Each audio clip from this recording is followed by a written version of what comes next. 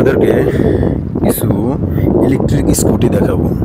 খুবই সুন্দর এই স্কুটিগুলো, দেখেন কত সুন্দর। এটা এই স্কুটিগুলো হচ্ছে আপনার একটা পার্কের মধ্যে, এটা হচ্ছে আরব আমিরাতের রাসেল খাইমা রাস্তার মধ্যে একটা উন্মুক্ত একটা পার্ক।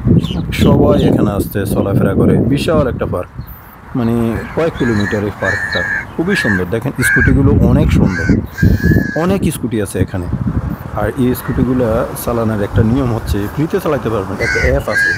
এই যে কোডটা দেখতেছেন, এই কোডটা ওই অ্যাপটার মধ্যে যদি ইনস্টল করেন, তাহলে ওই কোডটা যদি ডালেন একটা অ্যাপের মধ্যে, তখন এই স্কুটিগুলো কী হবে, অটোমেটিক চালু হয়ে যাবে। দেখেন কত সুন্দর একটা পার্ক, মাশাআল্লাহ।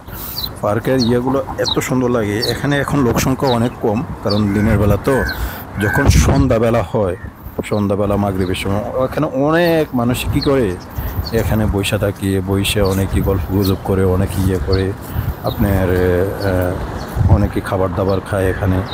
বিশাল একটা পার্ক, এটা তো পুরা রাস্তার পাশে উন্মুক্ত। অথচ দেখেন রাস্তার পাশে এই উন্মুক্ত পার্কই অনেক অনেক আপনার এরকম না হলে শত হবে, শত না হলে 60-70টার মতো স্কুটি হবে পুরা পার্কের মধ্যে, এরকম আছে। এগুলা গভর্নমেন্ট থেকে মনে হয় এই স্কুটিগুলো, গভর্নমেন্ট না মানে কেন এটা সঠিক বলতে, কিন্তু এগুলো আপনি ফ্রিতে চালাইতে পারবেন।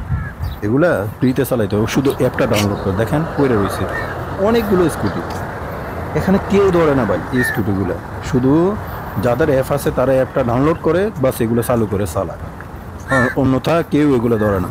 দেখেন উন্মুক্ত একটা পার্ক, যেখানে কেউ নাই, এখানে কেউ এগুলো ধরে না। সেম এই জিনিসটা যদি আমাদের দেশে হইতো, আমাদের বাংলাদেশে হইতো, তাহলে কি অবস্থা হইতো এরকম মুক্ত পার্কে? ভাই স্কুটি চালাইতে পারুক আর না পারুক, মগর স্কুটিগুলো কি করতো, কান্দে